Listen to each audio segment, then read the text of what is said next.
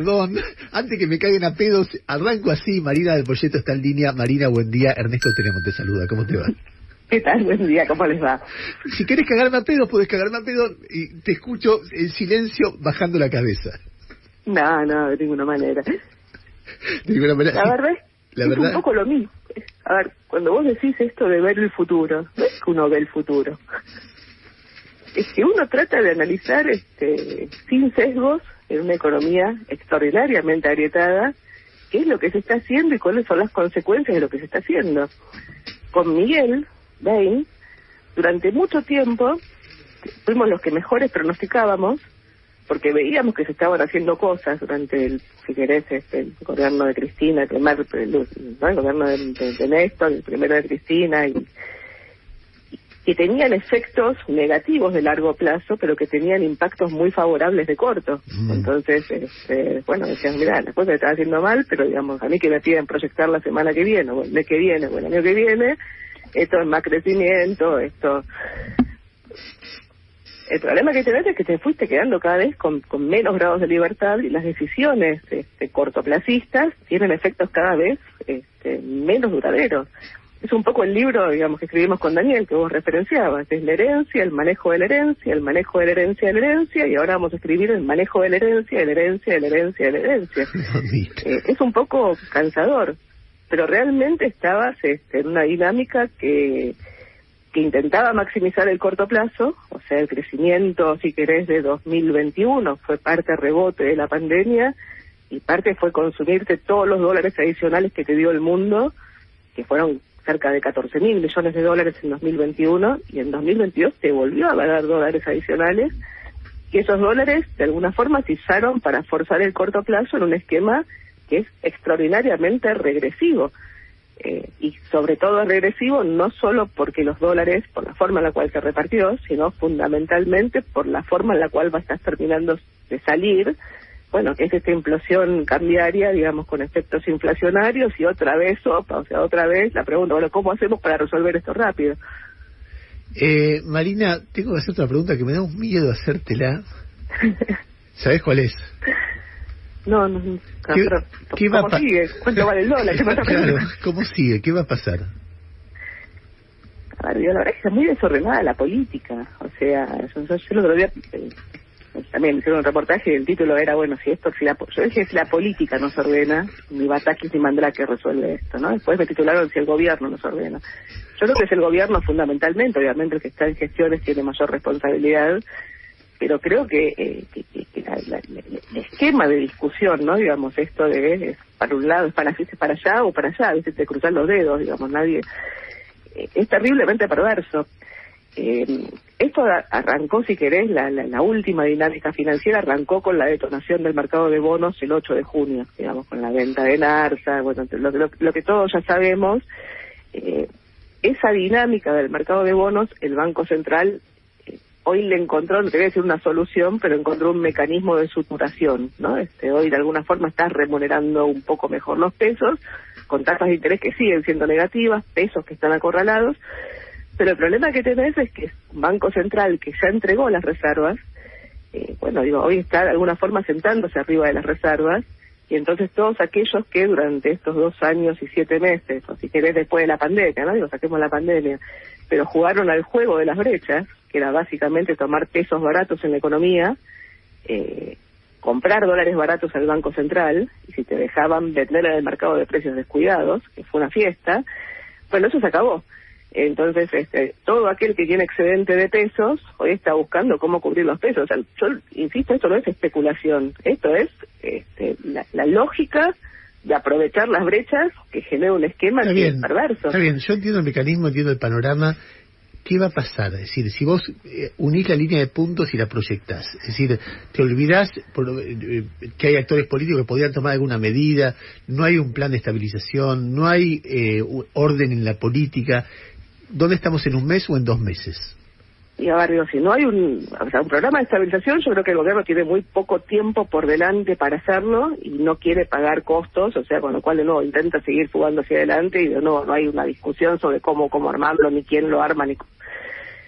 Ahora, en la dinámica que estás metido, hoy la brecha cambiaria que tenés es la más alta que tuviste. Vos tuviste brechas arriba del 100%, 130% en octubre de 2020. Ahí salió Cristina con la carta del bimonetarismo. Al día siguiente vino la misión del Fondo Monetario. Cambiaste algunos mecanismos de funcionamiento de la economía. Yo en ese momento me acuerdo que una nota que se llamaba Too Little Too Late, un poco, digamos... demasiado poco, demasiado tarde. Por la forma en la cual Guzmán decía que se habían hecho las reestructuraciones, yo decía, bueno, mira, llegaste tarde, pero bueno, empezaron a hacer y finalmente la brecha bajó. En gran medida bajó, primero porque se asustó el gobierno y accionó, y después bajó porque el mundo cambió y el mundo te dio un espaldarazo fenomenal, entre otros fue la capitalización del fondo. Después volviste a fugar hacia adelante, o sea, todo el 2021... Pero espera, yo entiendo todo esto.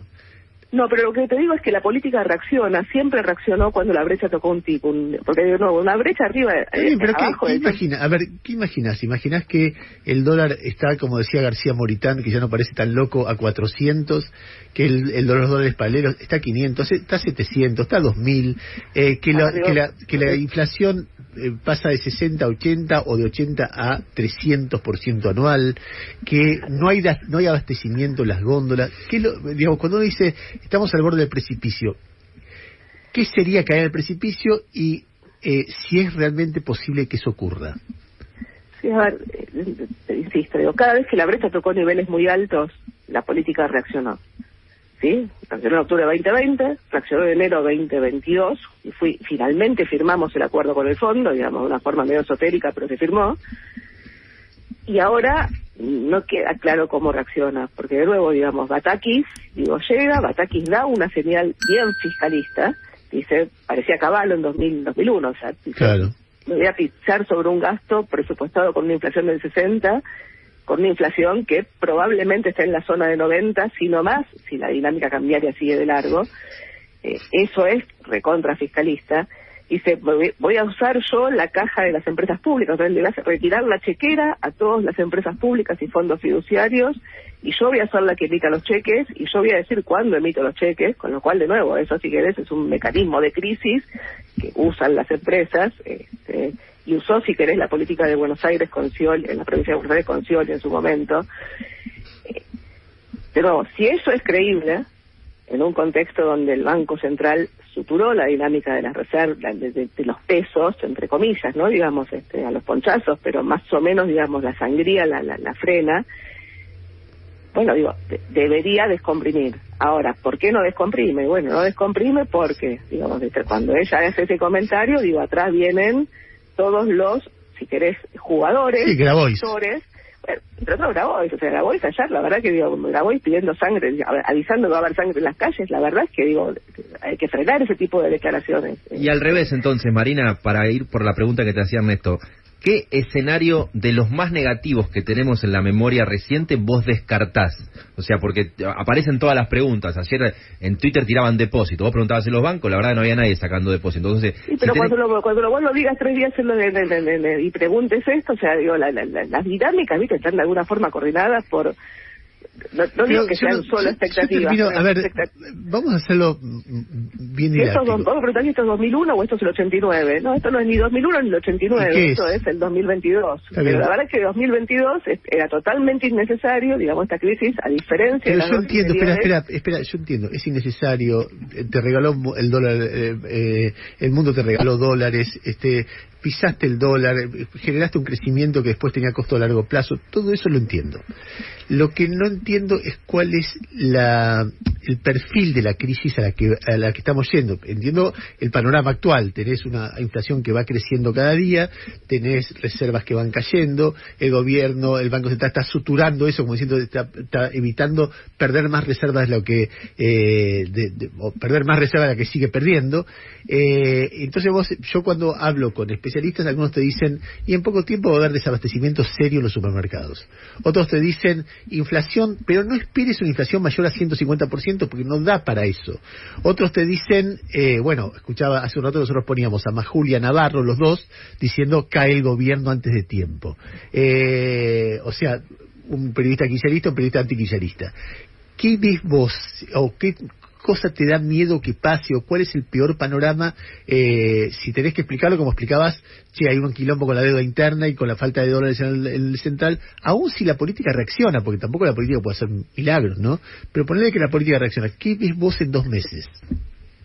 Si intentás seguir pisando, o sea, seguir con el esquema de crawling, de seguir devaluando el tipo de cambio oficial, poner la tasa de interés por debajo de la devaluación del tipo de cambio oficial, el Banco Central sigue perdiendo reservas en un contexto donde tenés una larga fila de empresas tratando de conseguir los dólares que les habían prometido y que ahora no se los están dando, y entonces están yendo al otro mercado a conseguir sacarse los pesos de encima y conseguir dólares. Entonces aumenta la velocidad de circulación de esos pesos. Digo, si seguís haciendo lo mismo en 2 meses, bueno, digo, la dinámica de la brecha va a ser más alta y, como decís vos, todo el mundo se va a sentar sobre los stocks, y si no se sienta sobre los stocks y tiene que vender, va a vender a lo que ellos supongan que es el reposición, que no queda claro cuál es, porque va a depender de los mecanismos de cobertura que tienen todos. O sea, esto es, digo, más brecha, más inflación, más... Pero la pregunta es, ¿qué es lo que hace el gobierno? No está bien. O sea, vos ves... dentro del gobierno. Porque el problema de origen es político. Por eso yo quiero explorar el peor de los escenarios. El gobierno sigue peleado, Grabois dice las cosas que dice, y aparecen más, y aparecen marchas, y Cristina no aparece, y de repente aparece y es para peor. Todo esto que estoy contando es lo más probable que pase. Entonces, el gobierno incrementa la crisis. El peor escenario es una inflación que se mueve ¿en qué rango? Es un rango de... Este año tenés, ahora, este año ustedes 6 meses de inflación ya dentro. Digo, 36% te da la inflación acumulada en un semestre. Con lo cual, si la inflación es 6% mensual hasta fin de año, promedio, a mí el dato de julio, medido hasta hoy, probablemente de arriba, pero medido hasta hoy, me da 6,2%, digo, porque hay precios que suben 15 y hay precios que siguen congelados. Sí, que de nuevo que es un problema, sí, pero digo, en términos, si te diera 6% hasta fin de año, eso te da una inflación del 92%. Claro. Si eso sería estabilización. Entonces, de nuevo, este año no te va de arriba, te puede dar arriba del 100, pero digo, en el margen estás arriba del 100. Digo, 6% anualizado te da 100. Digo, el cambio de régimen inflacionario que vos tenés en un contexto de disparar en la brecha... De cualquier manera, si este mes, que fue un mes terrible en este sentido, da 6%, te está marcando un margen donde se mueve, que no digo que sea positivo, que de repente puede haber meses de 8, pero no meses de 200, eso es lo que estoy diciendo. A ver, en un contexto de hiper, vos lo que tenés es que el dólar no tiene techo. En el 89, el dólar se duplicó, se volvió a duplicar, es geométrico, ¿no? Digo, durante 6 meses seguidos. La dinámica esa se acelera el 6 de febrero, digamos, del 89, cuando se devalúa, cuando el central se queda sin reservas y se devalúa y no tenía techo, y se acelera con Pugliese, cuando se va a su ruina, se crea Pugliese, digamos, escenario de desolación política, si querés, es mucho tiempo hasta la elección y sobre todo hasta el cambio de gobierno, y en ese contexto doblan, entonces ponen un dólar financiero. Entonces, vos, ¿cómo manejan la escasez? La escasez la manejan con el crawling y poniendo y bajando la persiana de la venta de dólares. La escasez la manejan con un esquema la fábrega, porque es lo que se está hablando ahora. Devalúa los 2014. Sí, pero en 2014 la inflación de partida era el 1,5-2, digo, hoy la inflación de partida es el 6. Tremendo. A ver, espera que Gustavo Gravia te quería hacer una pregunta, Gustavo. Sí. ¿Cómo le va a dar el Pocheto? Hay una consulta que tiene que ver con una discusión que a veces tengo con algunos amigos, que tiene que ver con la salida de Guzmán. Uno ve todo, perdón, sí, ¿le puedo hacer la pregunta o no le puedo hacer la pregunta? No, la salida no. Perdona, Pocheto, si la hago después por privado. No, te voy a decir, Marina, estamos discutiendo... No, si yo no le puedo hacer la pregunta, vos no tenés por qué intervenir. ¿Quién conduce acá? Pero no importa, si vos no me dejás a mí hacer la pregunta, vos no podés intervenir sobre Bueno, preguntásela, dale. Bien, le decía que tengo con algunos amigos alguna discusión sobre de cómo se aceleró la crisis presuntamente tras la salida del ex ministro de Economía, Martín Guzmán. Uno considera que había situaciones preexistentes llevadas adelante por el ex ministro de Economía que terminan generando esto, y otros dicen no, Guzmán estaba haciendo todo bien y esto se produce por su salida. En esos dos extremos, ¿cuál es la mirada suya de un economista? Guzmán cometió una enorme cantidad de errores. Déjelo ahí, ya está, ya resolvimos el tema. Pero segundo, Guzmán se fue el día que se dio cuenta que abrió la caja y quedaban 0 pesos. Se dio cuenta el día que se vació la caja y salió. Entonces lo que digo es, el temor que había frente a la salida de Guzmán, de que esto sea un giro a la izquierda y que te pongan a Vallejos, bueno, no ocurrió. O sea, Batakis no es Vallejos. Batakis llega con una señal extraordinariamente fiscalista, digo, no, si querés, no es fina, o sea, no es un técnico fino, digo, es un cuadro político. Ahora, es un cuadro político donde la primera foto que le sacan al cuadro político, digo, está Batakis en el medio con 5 gobernadores.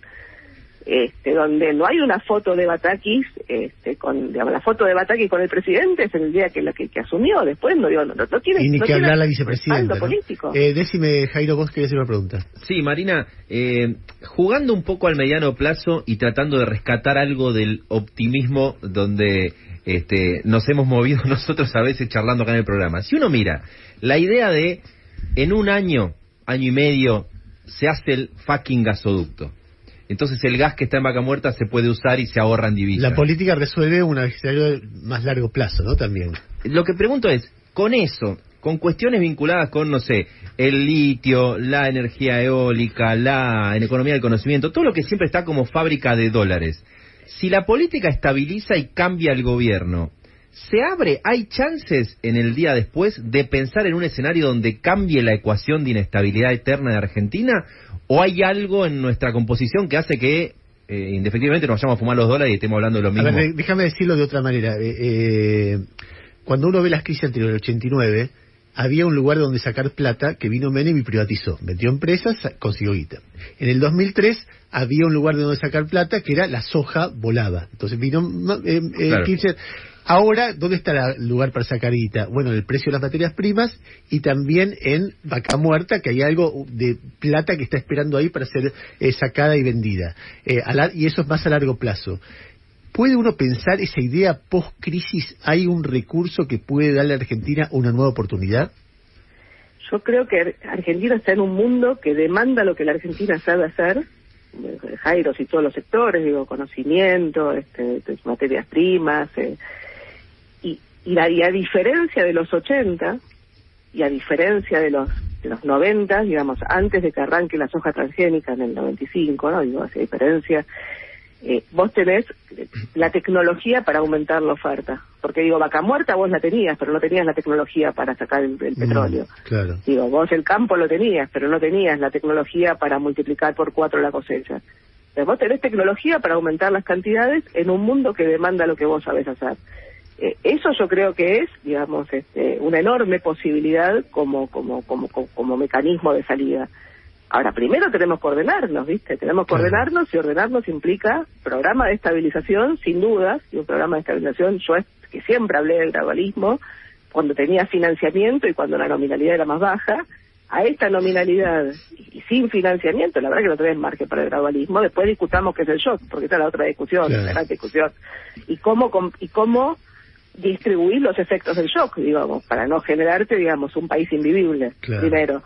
Y segundo, tenemos objetivamente una discusión sobre reformas estructurales, que del programa con el fondo estuvieron ausentes, si querés, que no te las tiene que poner el fondo, pero en alguna medida Argentina, ¿viste?, tiene derechos que son más derechos que otros derechos, ¿viste? Entonces la discusión de preservar el status quo de todos, está todo el mundo de acuerdo con el que hace el ajuste, pero que el ajuste lo haga el otro.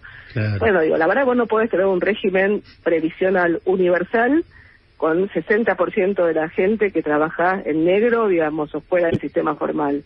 No podés tener una presión impositiva del 50%, la mitad de todos los productos son impuestos, cuando la recaudación efectiva es del 30%. No podés, o sea, lo que digo es, todos los precios, todos los sectores te dicen, bueno, vos si querés que yo compita, bueno, poneme en igualdad de condiciones para competir. Entonces siempre el problema no soy yo, siempre el problema es mi estructura de costos para atrás. Bueno, digo, si tenemos problemas, digamos, de cascada en la estructura de costos, ¿no? Digamos, siempre el problema es bueno, digo, en algún punto tenemos que encontrar mecanismos para ordenarnos y aprovechar la oportunidad que te da el mundo. Marina, ahora, ¿de qué cuadro sos vos? Solo por curiosidad. ¿Cómo? ¿De qué equipo de fútbol sos? De Boca. Ah, de Boca. Pero no soy muy futbolera, así que no. Bueno, te agradezco mucho la deferencia de habernos atendido, pese al maltrato que sufriste de parte nuestra, pero ya creo que con el pedido de perdón público que debería estar saldado, ¿no? Está saldado. Gracias por llamar. Muchas gracias, te mando un beso y seguimos hablando. Marina Del Poyeto, muy buena economista de la Argentina, fuera de joda.